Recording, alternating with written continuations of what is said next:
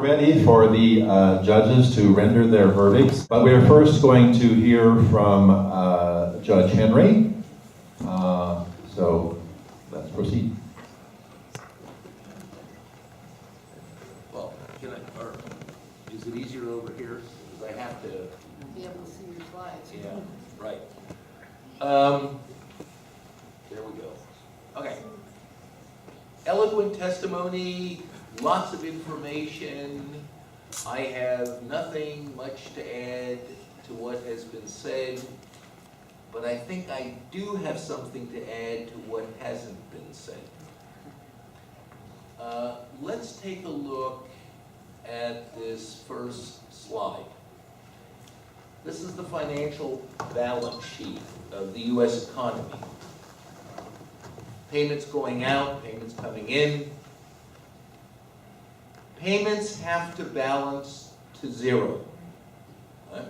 If I spend $5 and give it to you, you're $5 up, I'm $5 down, and that's the way it is for the economy as a whole. Now, this particular slide puts the entire economy into three basic sectors. The red sector, if I can find my, I don't want to hit your eye, that's the government, not just the federal government, but the state and local governments as well.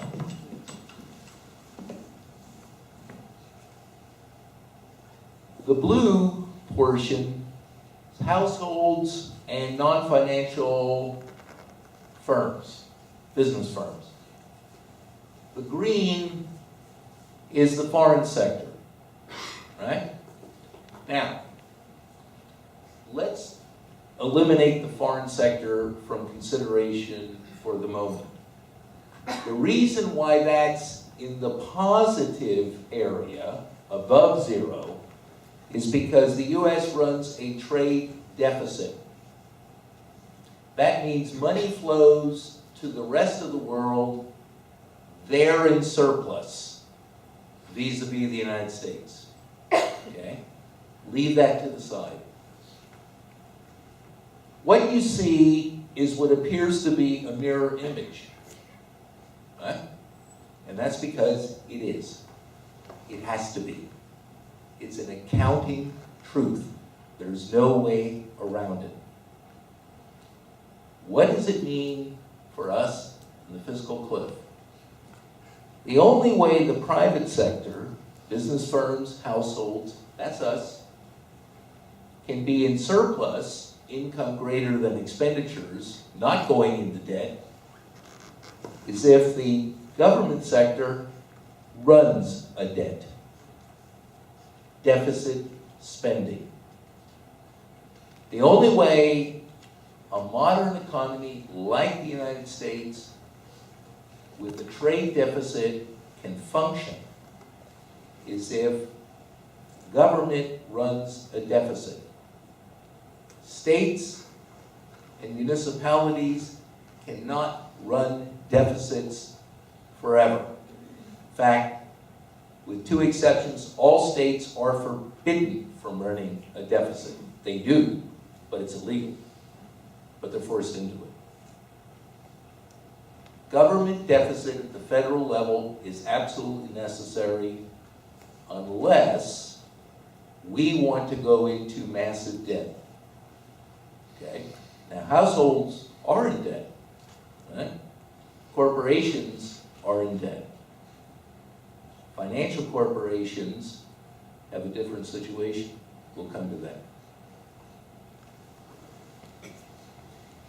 Removing the export sector, the foreign sector, this is basically the same information. You see the same mirror image, right? Private surplus, government deficit. The only way the private sector can run a surplus, income greater than expenditures, is if the government sector runs a deficit. What is the debt? Well, there's the federal government, 16 trillion, that's a fair bit. State governments, 1.9, 2 trillion. Local governments, 2 trillion. right? Household, non-financial business, 24 trillion. More than government debt. Right? Financial business, I put that up there, 15 trillion. That's deceptive, because in the financial sector, one firm's debt, Bank of America, for example, is some other firm's, Chase Morgan or whatever, asset. They hold each other's debt, so it's somewhat misleading. But I put it up there just for the heck of it. Okay? Point is, private debt is greater than public debt, right? Where's our fiscal cliff? Oh, yes. Foreclosures, bankruptcies. That's our fiscal cliff, right? Why? Well, we're dependent upon government deficits to provide us with a surplus. Ratio of debt to GDP. Whoops, hang on. Where's my point? Notice something. That's the end of World War II. Right? Whoops, where am I? There, that's the end of World War II. That's government debt, right? Roughly 120% of GDP, national output. Now it's roughly 80%, right? Why was there no fiscal cliff there, right? In fact, in the post-World War II period, we saw what is often called the golden age of U.S. capitalism. It was a very vibrant period, right? Now we're in a relatively stagnant period. Notice something else, right? Government debt has been going up. Private debt has been going down. The mirror image. Has to be that way. What's the real problem? That's the real problem. Right? There's the official rate. Now roughly 8%, give or take. Right?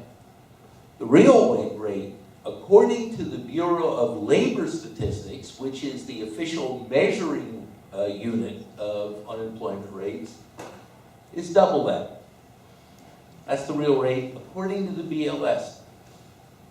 Other economists would put it higher than twice. What do we need to do? Well, there's a start. Infrastructure in the United States fails. And we all see it. Every now and then a bridge in Minnesota collapses. Right? There's a heck of a lot more going into that. Sewer system in Kansas City, literally speaking, stinks. And you all know it. Right? It needs to be rebuilt. Right? How much would it cost? Well, according to the engineers, where am I? According to the engineers, a little over $2 trillion. That's a lot of employment. Huh? Now, what you're going to hear, what you have been hearing is government can't afford it. To use a good technical economic term, horse pucking. Is the U.S. government broke? This is Alan Greenspan. He's a conservative, former chair of the Federal Reserve System, right? A government, he's talking about governments like the United States, not Greece. Because Greece and the United States are fundamentally different, right? All debts, U.S. debts, are denominated in U.S. dollars, not euros. Who generates U.S. dollars? The U.S. government. U.S. government, a sovereign government with sovereign money, can pay its debt without, for all practical purposes, without limit.